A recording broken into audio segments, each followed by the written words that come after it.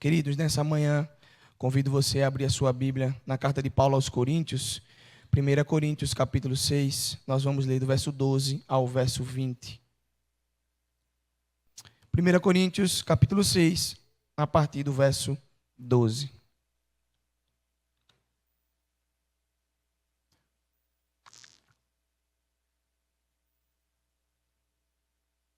Se puder colocar na área, Neto, eu vou agradecer. Só agora, por favor. Ao meio da revista atualizada, por gentileza.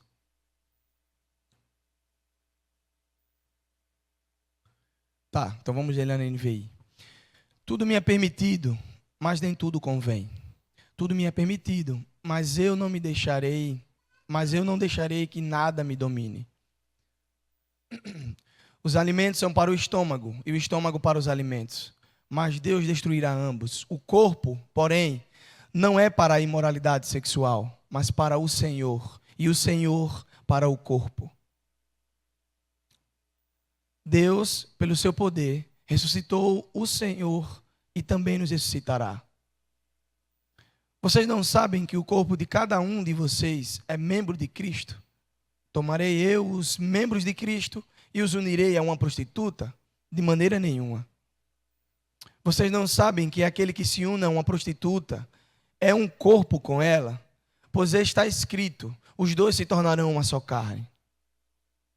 Aquele, porém, que se une ao Senhor é um espírito com ele. Fujam da imoralidade sexual.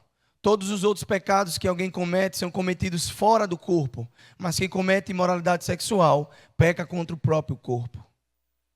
Acaso não sabe que o corpo de vocês é templo do Espírito Santo, que está em vocês, o qual receberam de Deus? Vocês não são de vocês mesmos. Foram comprados por um preço. Portanto, glorifiquem a Deus com o corpo de vocês. Senhor, a Tua palavra foi lida. E nós queremos que só a Tua palavra fale aos nossos corações. Usa o Teu Filho, apesar dele, para louvor da Tua glória. Oramos em nome de Jesus. Meus irmãos, nós somos templo do Espírito Santo. Isso significa que o próprio Deus, na pessoa do Espírito Santo, habita em nós. A verdade de que nós somos templo do Espírito Santo aponta primeiramente para a forma com que Deus se manifestava no Antigo Testamento. No Antigo Testamento, os irmãos há de lembrar que o Senhor habitava e Ele estava presente dentro de um local específico. Havia um templo que era separado, onde Deus se manifestava no meio do povo. Então, se você quisesse entrar na presença do Senhor, você tinha que ir a esse determinado lugar para ali você estar diante da presença do Senhor. Sacerdotes entravam na presença do Senhor no seu templo. Mas no Novo Testamento, na Nova Aliança, Deus, Ele agora habita e se manifesta no meio do seu povo. Então agora há uma diferença. No passado era num templo específico, num local específico, precisávamos ir a um local específico. Agora o Senhor, Ele habita em nós através do Espírito Santo. Então, o grande objetivo de Paulo, ao escrever esse versículo, é lembrar aos coríntios, e não só a eles, a nós também, todos nós os cristãos, que o Espírito Santo que habita dentro deles, e até mesmo o corpo físico, pertence ao Senhor. Tudo pertence ao Senhor. Acaso não sabeis que vós sois templo do Espírito Santo? Ou seja, vocês não sabem que aquilo que está no seu interior e no seu exterior não pertence a vocês, foi dado por Deus. E o apóstolo Paulo afirma que cada indivíduo é um templo que Deus habita. Isso significa que individualmente o corpo é um espaço destinado aos anseios de Deus. Os anseios de Deus. Nós não temos poder sobre o nosso corpo. Tudo que nós fazemos deve ser para louvor da glória de Deus. Então, se Deus preenche os espaços com a sua glória, nosso corpo também é preenchido quando abrimos ainda mais espaço para o Senhor. Irmãos, dessa maneira o Espírito Santo habita em todos os cristãos, porque mesmo com o nosso corpo físico, pertencemos ao Senhor. O corpo é assim um templo. Aqui a gente já começa a fazer cair alguns tabus que a gente vê muito falando hoje em dia, daquela questão de meu corpo, minhas regras. Isso não existe diante do Senhor. O nosso corpo é algo que devemos glorificar a Deus. É Ele quem governa e dirige as ações que nós precisamos fazer. Eu não tenho domínio sobre nada, ou melhor, não devo ter domínio sobre nada. Por quê? Porque tudo aquilo que eu tenho, tudo aquilo que eu faço, precisa vir do Senhor. Mas, irmãos, Paulo está escrevendo a um povo, a uma igreja muito difícil. E, sem dúvida, muita gente não compreende tamanha honra que está envolvida nessa verdade. Você é templo do Espírito Santo. Por quê, pastor? Porque, vejam só, palácios e mansões esplendorosas podem servir de habitações de reis, príncipes, mas apenas o corpo daquele que é redimido com Cristo e por Cristo é a habitação do Espírito Santo de Deus. Isso é honra que talvez a gente não entenda com tamanha perfeição. Sabe o que é você ter o próprio Deus habitando dentro de você, te impulsionando a fazer aquilo que é a vontade dele, porque sem o Espírito Santo estaremos fadados ao fracasso. Lembra do apóstolo Paulo? Não há nada de bom que habite em mim a não ser o Senhor, porque a nossa natureza é pecaminosa, por isso nós carecemos, irmãos. Há um clamor de nós precisarmos do Senhor, porque se não for o Senhor na nossa vida, nós iremos fracassar. Há um teólogo chamado William Hendrickson, que ele escreve o seguinte sobre esse comentário de 1 Coríntios, verso 6. Ele diz o seguinte: nós não somos dono do nosso próprio corpo, porque Deus nos criou. Jesus nos redimiu e o Espírito Santo faz a sua habitação dentro de nós. E ele continua: por Deus ser dono do nosso corpo, nós somos mordomos dele. Precisamos prestar contas ao Senhor.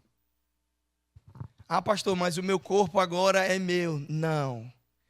Tudo que você faz, você dará conta ao Senhor. Agora vejamos que a liberdade em Cristo, ela é enfatizada por Paulo não só aqui aos Coríntios. Paulo vai escrever sobre liberdade cristã, principalmente em Gálatas capítulo 5, quando ele escreve a região da Galácia. E ele lá fala: não use a liberdade de vocês para banalizar e usar da graça para fazer com que a graça seja algo que perca o valor. Não abuse da graça. E aí, irmãos, Paulo também vai escrever isso em Romanos capítulo 6, sobre a liberdade cristã. O apóstolo havia ensinado isso aos coríntios, mas os coríntios tinham pervertido a verdade que o apóstolo Paulo tinha ensinado. Isso muitos fazem hoje também. Assim como os coríntios, tem gente hoje que racionaliza o pecado. O povo de Corinto era muito inteligente.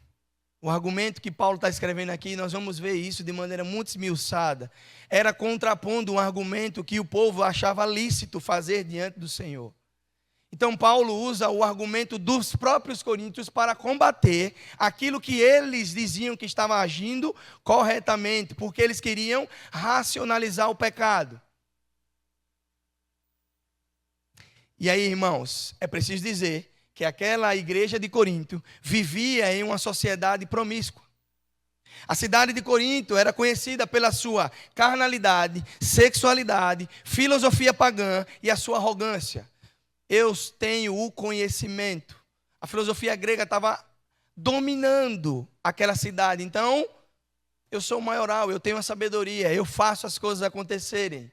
Eu tenho bons argumentos para tudo.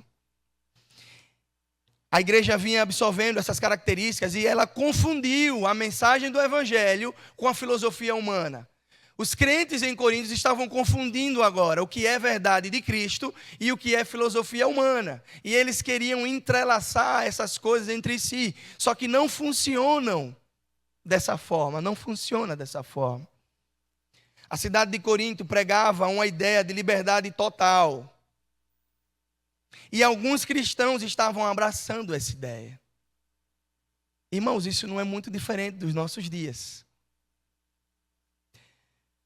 Um exemplo disto é que naquela época era comum que as pessoas se envolvessem em um tipo de prostituição religiosa. Como assim, pastor? Pessoas faziam parte dos cultos pagãos em um relacionamento sexual entre sacerdotisas e adoradores, como era no templo da deusa da cidade de Corinto. E os cristãos achavam que estava tudo bem, porque é cultura. Então, tudo bem eu participar da cultura. E é exatamente nesse plano de fundo que Paulo escreve o que nós acabamos de ler. A depravação tomava conta daquela cidade devido à sua diversidade. Parece que alguns cristãos em Corinto, mesmo tendo recebido o evangelho de Cristo, ainda continuavam envolvidos com as práticas pecaminosas. E não só isso, eles racionalizavam a justificativa para pecar. E aí, irmãos, começa algo no versículo 12, que Paulo vai falar sobre permitido, o que é conveniente e o que é ter autocontrole. Primeiro ele começa dizendo, todas as coisas me são lícitas.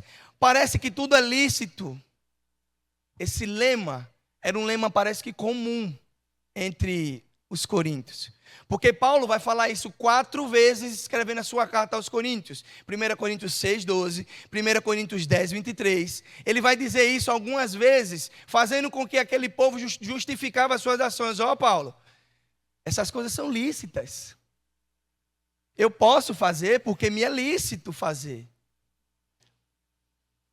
Alguns estudiosos acreditam que essa expressão tinha vindo da filosofia grega. Por quê? Porque eles tinham argumentos para absolutamente tudo.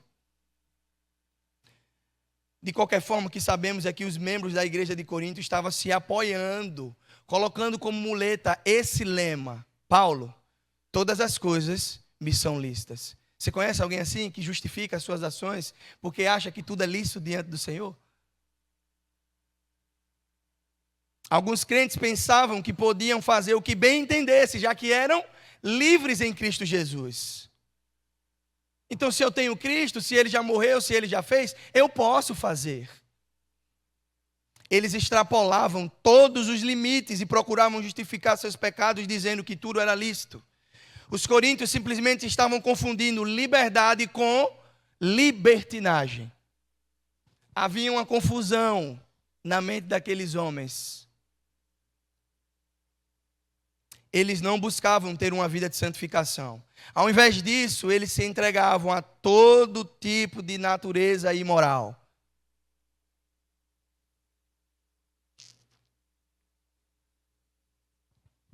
Então era um argumento muito válido. Todas as coisas me são lícitas. Mas aí Paulo vai dizer o que é conveniente. Primeiro, o que é permitido. Segundo, o conveniente. Paulo diz, mas nem todas convém. Por isso que eu queria colocar assim na área, porque a versão Almeida Revista Atualizada, uma versão antiga, clássica, ela não fala como está ali. Me convém. Não, o apóstolo Paulo não escreve me convém. Ele diz as coisas não convém. Por quê? Ele não está falando que o pecado só atinge a ele. Aquilo que você faz também atinge aqueles que estão à sua volta. E aí Paulo vai dizer, todas as coisas são lícitas, sim, mas nem todas convêm àquele que diz que é cristão. A resposta de Paulo é dizendo que a interpretação correta não é você achar que tudo é lícito, é você fazer uma análise ética daquilo que é de fato primordial na vida de um cristão. E aqui, novamente, eu reitero, Paulo não escreve baseado no pressuposto dele. Porque imagina só se cada um tiver uma ótica do que é pecado. Talvez o que é pecado para você não pode ser pecado para mim. Então você imagina vivemos dentro de uma igreja onde cada um determina que tipo de pecado é que lhe ofende. Paulo não está falando disso. Paulo está dizendo que é pecado para todos. Em qualquer lugar, em qualquer região é pecado, não convém. E aí Paulo vai falar sobre o autocontrole. Ainda no verso 12 ele diz, mas eu não me deixarei dominar por nenhuma delas. Irmãos, Gravem bem isso em nome de Jesus. O excesso de liberdade pode, muitas vezes, levar você à escravidão. O excesso de liberdade pode, muitas vezes, levar você à escravidão. Sabe por quê? Porque você acha que tudo lhe é permitido. E quando você menos espera, você vira escravo daquilo que é permitido com que você faça. E era isto que estava acontecendo em Coríntios.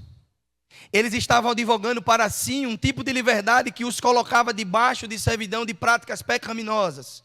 E é por esse motivo que o apóstolo diz pela segunda vez: tudo me é lícito, mas eu não me deixarei dominar por nada.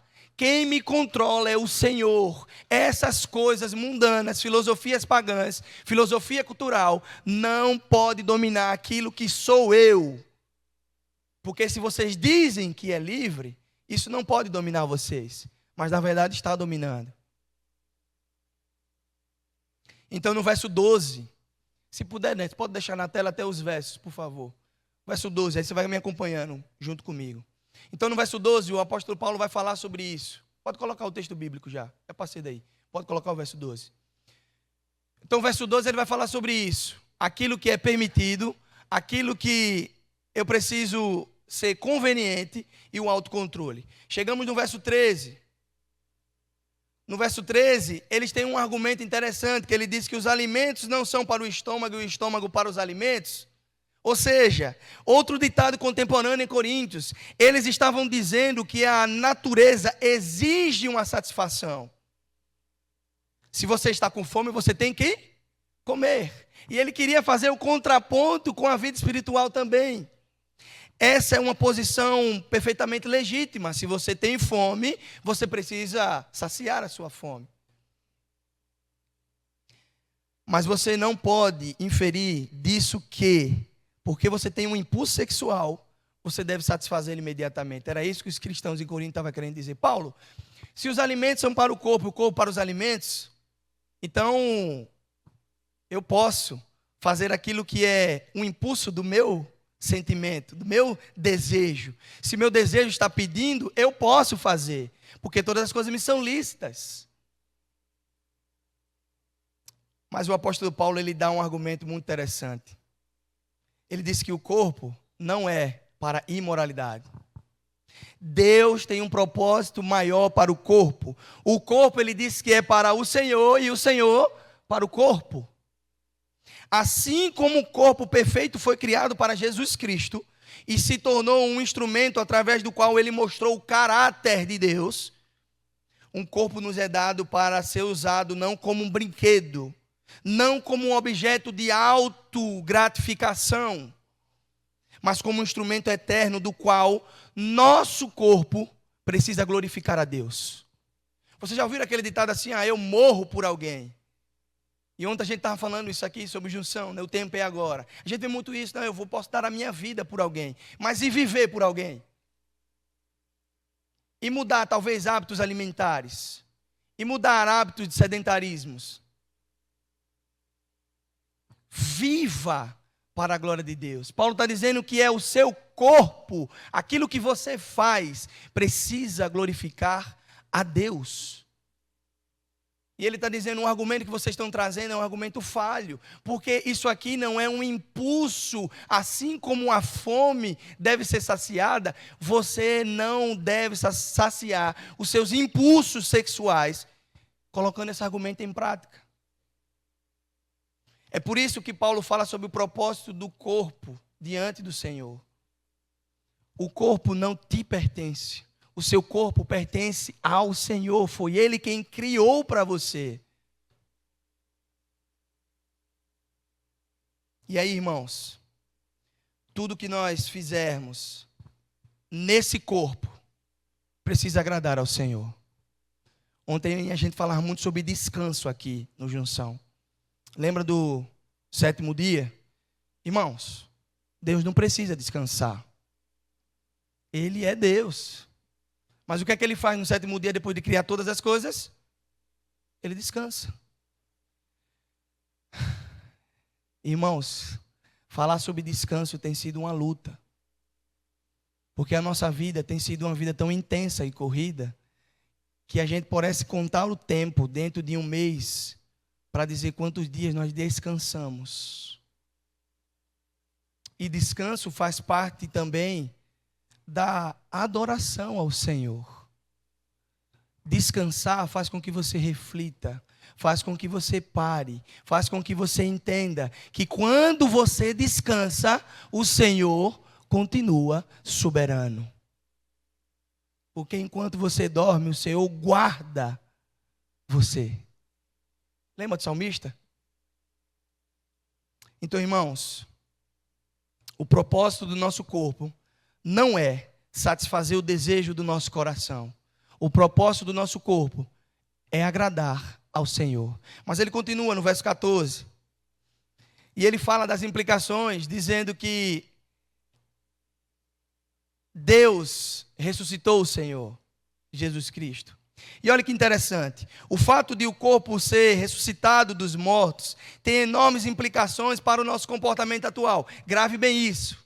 Deus acabará com a comida e o estômago, mas Deus ressuscitou Jesus e também ressuscitará todos os crentes mediante o seu poder. Pastor, onde eu posso ver isso? No capítulo 15. Paulo vai deixar o capítulo 15 só para falar sobre isso. Capítulo 15 de 1 Coríntios é só Paulo falando sobre isso. Depois você pode ir lá ver. O destino do corpo contrasta diretamente com o destino do alimento e do estômago. Porque, irmãos, Paulo vai continuar o seu argumento mostrando que existe uma correlação mais próxima possível entre Cristo e aqueles que pertencem a Ele. Ressuscitaremos com Ele. O propósito de Deus para o corpo, irmãos, tem dimensão eterna. Ele o ressuscitará. Tudo que é verdade em relação a Jesus, quanto ao seu destino do corpo, também é para nós. Se Deus ressuscitou Jesus entre os mortos, com os cristãos ocorrerá o mesmo. Pelo poder divino, nosso corpo será transformado e glorificado. Paulo vai escrever isso em Filipenses 3, verso 21. Nós precisamos cuidar do nosso corpo aqui. Nós precisamos cuidar, irmãos. Nós precisamos fazer com que os nossos hábitos glorifiquem a Deus. Nós precisamos cuidar daquilo que é dado pelo Senhor a nós. Depois Paulo vai continuar no versículo 15 ao verso 18, falando sobre a união do corpo com o Senhor. Paulo inicia a sua retórica dizendo assim: não sabeis vós. Por que Paulo inicia a sua retórica não sabeis vós? Porque ele já tinha ensinado. Paulo já tinha falado a esses irmãos a respeito desses ensinamentos. Só que sabe o que foi que os irmãos fizeram? Nada. Então Paulo está dizendo, eu vou dizer de novo, não sabeis vós que os vossos corpos são membros de Cristo? Não pertencem a vocês? E aí, para levar os coríntios a entenderem que é fundamental a união do crente para o corpo, ele coloca esse paralelo. Aquele que se une a uma meretriz, em algumas versões, a uma prostituta, se torna um com ela. Por isso que ele vai dizer aí, o apóstolo Paulo entende que a união sexual é tão íntima que faz de dois corpos serem um. Gênesis 2, 24. Paulo está citando lá o início de todas as coisas. Por isso é profanar o corpo ao entregar-se à fornicação e ao sexo ilícito. E me permitam dizer isso hoje. Irmãos, cuidemos nós do nosso coração. Porque às vezes a gente acha que é forte demais e não vai cair em determinadas situações, mas é nisso que Deus deseja com que você blinde o seu coração. Você não é forte o suficiente. Você precisa pedir a Deus para que a cada dia aumente a sua fé. Se você achar que por si mesmo vai dar conta, você cairá. Por isso que nós precisamos guardar do nosso coração. Cuidar do nosso coração. Os coríntios não haviam percebido as implicações sobre a sua frouxidão moral. É por isso que o apóstolo os adverte com base num fundamento teológico que ele já conhecia. Paulo, quando ele iria ensinar, ele falava de coisas que o pessoal sabia. E aqui ele começa a argumentar: mais do que ter o corpo unido a Cristo, os cristãos precisam ter o espírito unido a Ele. Nós, porém, temos a mente de Cristo. O apóstolo já havia dito isso lá em 1 Coríntios, capítulo 2, verso 16. Vocês agora têm a mente de Cristo, não pode mais agir como bem quiser. A melhor atitude diante de uma impureza, irmãos, é o que ele escreve no verso 18. Pode deixar na tela, Neto, 18. Fuja da impureza, da imoralidade, da fornicação. Fuja. Lembram de José? Vocês lembram dos exemplos de José? A gente às vezes fala muito pouco sobre aquele homem, né? Você viu que ele sofreu durante a vida dele todinha? Ele chega diante de uma mulher e aquela mulher queria ele. O texto vai dizer: eu quero esse homem, eu desejo esse homem. O que é que José faz? Ele argumenta com o pecado, ele racionaliza. Não, ele vai embora. José conhecia talvez mais ele do que aquela mulher. Eu preciso sair, eu sei quem é o meu Deus, eu fujo disso. Paulo está dizendo igual a Moisés aqui. Ó, José, foge. José fugiu, foge também. Todo pecado que você comete é fora do corpo, mas aquele que fornica, peca contra o próprio corpo, irmãos, foge disso.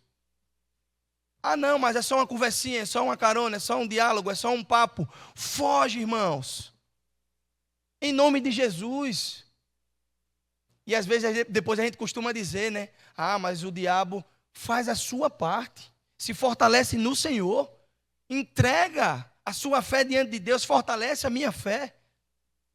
Faz a sua parte, irmãos. Não é fácil, mas o Senhor, Ele nos concede graça. É isso que Paulo está dizendo aos Coríntios. Vocês não são fortes o suficiente, os argumentos de vocês não é válido. E aí Paulo chega no verso 18 e 19, falando sobre a santificação do corpo. Pode deixar o verso 19 na tela. E aí novamente Paulo enfatiza que o nosso corpo é santuário do Espírito.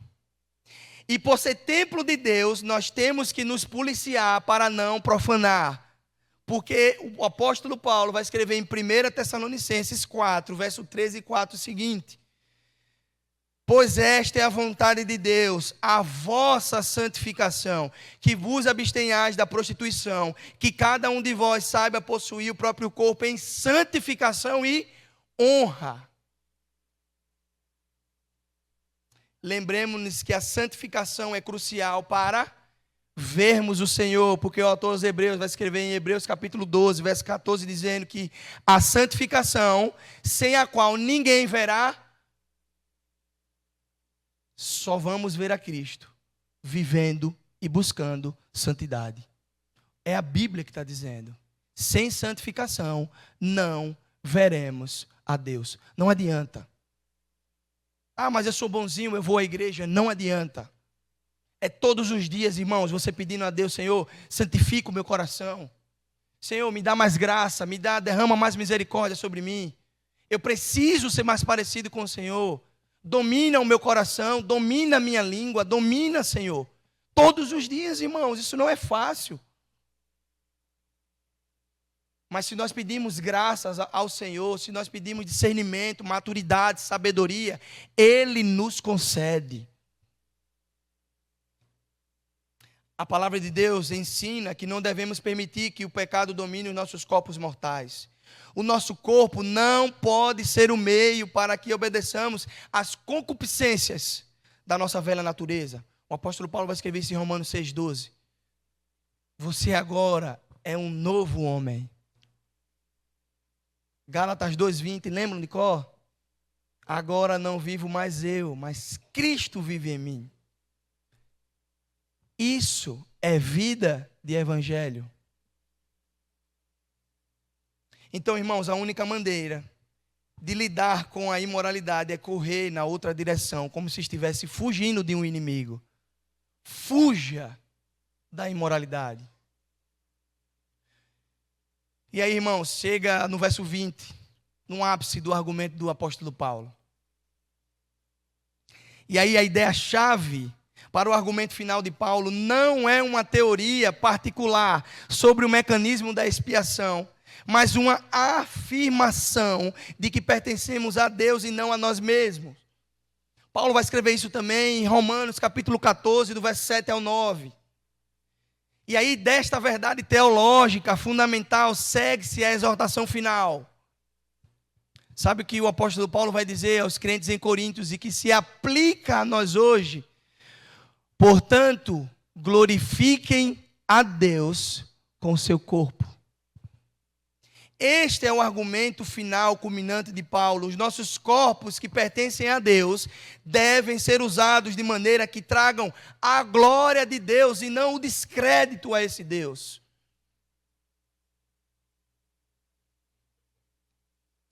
Não é de qualquer forma, não é de forma alguma uma questão de liberdade individual. O corpo é meu, Deus me deu, então eu faço o que eu desejo. Não, irmão. Se você tem, foi Deus que te deu. Se Ele te deu, glorifica Ele, porque Ele é o dono do seu corpo. Ele é o dono da sua vida. E aí, irmãos, o slogan, talvez da igreja de Corinto, era eu sou livre para fazer qualquer coisa. Tudo me é lícito. Esse era o slogan daquela igreja. Uma igreja que ficava na cidade portuária, onde diversas culturas habitavam ali naquela cidade. Diversos povos, nações e culturas diversas naquela região. E aí, irmão, você imagina só, um pensa uma coisa, o outro pensa outra, isso é lícito, isso não é lícito. Todo mundo tinha a sua liberdade, então o slogan era, eu sou livre para fazer qualquer coisa. E aí Paulo diz, concordo com você. Você é livre para fazer qualquer coisa, então glorifique a Deus com o seu corpo. Use a sua liberdade para glorificar a Deus. E aí o seu argumento se concentra nos direitos e liberdades do indivíduo. Os argumentos de Coríntios se limitavam aos direitos e liberdades do indivíduo. E Paulo argumenta a sua questão na devoção e no serviço a Deus. Você não é livre? Maravilha. Nós somos livres em Cristo Jesus. Usa da sua liberdade para glorificar a Deus. Esse foi o argumento final do apóstolo Paulo. E ele encerra dizendo que por nós houve um preço que foi pago. Irmãos, entender que houve um preço que foi pago nos faz às vezes abrir a nossa mente para algumas coisas. Porque a gente quando prega o evangelho, e eu já ouvi isso, mas é tão simples assim. É só aceitar e pronto. Não, irmão. Não é só aceitar e pronto. É você entender que foi pago um alto preço por você. Alguém derramou sangue por você. Alguém morreu em seu lugar. A morte não era de Cristo Jesus. E aí Paulo vai dizer, olhem só, não use a liberdade de vocês para fazer libertinagem. Pelo contrário, entendam que por vocês foi pago um alto preço. Vocês foram comprados com um alto preço. Valorizem isso. Entenda que não foi qualquer coisa, de qualquer jeito. Valoriza a salvação em Cristo Jesus.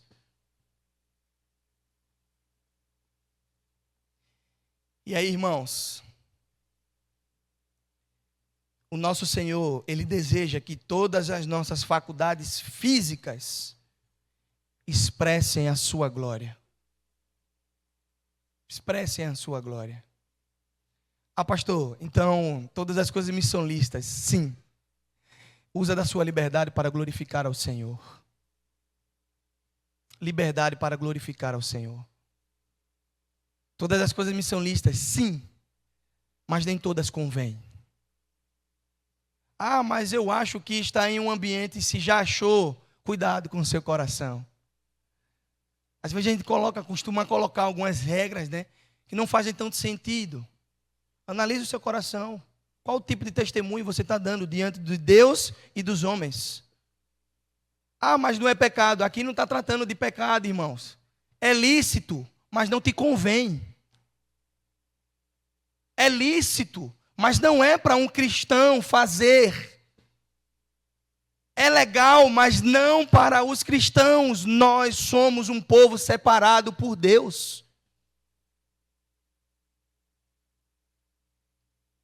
Então, irmãos, concluindo, eu aplico algumas questões práticas à sua vida nessa hora. Primeiro, reconheça quem você é em Cristo. Sabe por quê, irmãos? A pureza não nasce dos esforços humanos, mas do fato de nós pertencermos a Cristo. É Cristo quem cuida do nosso coração. Vocês foram comprados com um alto preço. Então a primeira questão é: reconheça quem você é em Cristo. O que foi que Ele fez por você? No Junção, ontem o pastor Neto estava falando sobre isso. Como eu posso falar da mensagem do Evangelho? E ele disse, é falar do que Ele fez por mim. Aonde eu estava e onde eu estou agora. Faz essa análise aí. De onde Deus te tirou? De onde Ele te arrancou? E onde Ele te colocou? Você foi comprado com um alto preço. Segundo, discipline a sua mente e o seu coração. Porque antes, cuide dos pensamentos. Cuide das influências, dos conteúdos que alimentam a sua mente. Pois a impureza começa no interior. Pratique a renovação da vossa mente, que Paulo vai escrever lá em Romanos 12. Que tipo de conteúdo você anda lendo e vendo? Que tipo de influência você tem convivido? Ah, mas a amizade não influencia. Mentira, gente. Influencia. Os jovens e adolescentes têm muito dessa questão. Não influencia, não. Influencia muito. E muito. Tá certo? Quando você menos espera, você já está lá. Mas influencia também pelo lado bom, tá certo? Você pode influenciar pelo lado positivo. Influencia. Que tipo de pensamento você tem absorvido diante de Deus? Cuide da sua mente e do seu coração. Terceiro, santifique as suas relações. Sabe o que significa isso? Evite situações, ambientes e companhias que te incentivam a uma imoralidade. Que tipo de pessoa você tem convivido?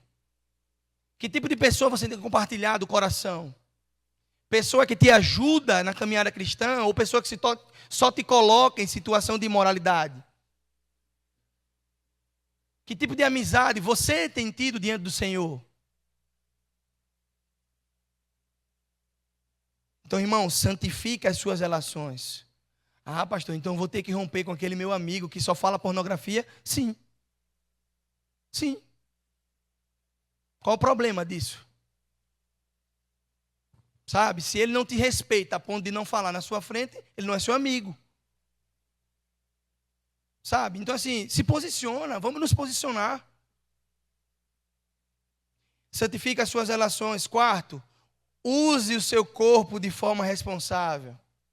Trate seu corpo como um instrumento de adoração, meus irmãos. Evitando excessos, vícios e práticas que desonram a Deus. Eu fiz uma série de mensagens com a juventude, ano retrasado, sobre um livro chamado Pecados Aceitáveis. E um deles tinha lá, gula. Irmãos, o pastor que é o autor do livro, ele dá um testemunho, certa vez, foi no casamento, pediu um orçamento de buffet, e aí depois disse, eu sou cristão. Ela disse, você é cristão? É. Então o valor é maior, porque os cristãos comem, né? Irmãos, isso é um testemunho terrível diante da sociedade. Terrível, irmãos, diante da sociedade. Mas nós levamos sempre, sabe, no gracejo. E ele fala que ficou moralmente constrangido diante daquela pessoa que não era cristã, passando um orçamento para ele que era pastor cristão. Ele ficou, meu Deus, que testemunho nós estamos dando a essa mulher. Mas falamos pouco sobre isso. Falamos pouco sobre o cuidado, a mordomia do corpo. Os vícios em excesso. Achamos legal quando alguém comete vícios em excesso que são lícitos, mas são vícios. Lembre-se, irmãos, pureza ele não tem a ver só com repreensão, mas com direção. É você saber o caminho certo e seguir aquele passo. Quinto, prontidão para fugir ao pecado. Paulo não manda enfrentar a imoralidade. Paulo não diz assim, enfrente a imoralidade. Ele diz, fuja da imoralidade, corra da imoralidade, vai no caminho oposto. Estabeleça limites claros e não negocie aquilo que pode roubar a sua santidade. Ah, pastor, eu tenho um limite. Eu vou andar na linha do limite. Não faz isso, irmão. Saiba reconhecer os seus limites. Por último, dê testemunho ao mundo. Viva de modo que a sua conduta inspire outros a ver a verdade do Evangelho sendo pregada. Mostre que pureza é possível e bela quando enraizada na identidade cristã. Mostre aos outros com a sua forma de viver que você glorifica a Deus. Sem extremos, vivendo uma vida equilibrada diante do Senhor. Irmãos, você foi comprado por um alto preço. Então, viva de tal forma que o dono da sua vida seja visto em cada detalhe do seu corpo, da sua mente e do seu coração. Que essa palavra se aplique ao seu coração nessa manhã. Que você saia daqui alimentado por ela. Que você saia daqui edificado por essa palavra. Que você entenda que na vida do cristão, por mais que todas as coisas podem ser lícitas, você, como um cristão, precisa assumir um papel de sal e luz na sociedade. Não é porque é proibido que você tem que fazer. Se posicione. Dê bom testemunho. Viva uma vida que agrada ao Senhor. Viva uma vida que leve outros a conhecerem a Cristo através de você. Que a sua vida seja reflexo da sua entrega e da sua devoção ao Senhor. Ah, pastor, mas é difícil, eu sei, irmão, para todos nós, para mim também. E é por isso que todos os dias nós precisamos pedir a Deus, cuida do nosso coração, cuida da nossa vida, nos dá mais sabedoria, nos dá mais ânimo, mais força, Senhor. Aumenta a nossa fé, derrama mais graça sobre nós. Todos os dias, irmãos. Então nós vamos orar nessa hora e que essa palavra se aplique ao seu coração, em nome de Jesus. Baixe sua cabeça nessa hora. Senhor, nós ouvimos a tua palavra nessa manhã. E meu desejo nessa hora, Senhor, é que ela encontre terreno fértil no coração dos meus irmãos. Que essa palavra gere frutos de arrependimentos em nome de Jesus. Que essa palavra gere transformação, mudança, Senhor, de rota na vida dos irmãos. Também na minha vida, Senhor. Que possamos olhar essa liberdade que o Senhor nos deu, não como uma forma de libertinagem, mas uma liberdade que glorifique ao Senhor. Ajuda-nos, Senhor. Tem misericórdia de nós, sonda o nosso coração, vê se há em nós algum caminho mau e nos guia pelo caminho de vida eterna. Essa é a oração que fazemos, Senhor, diante do Senhor. E oramos em nome de Jesus. Amém.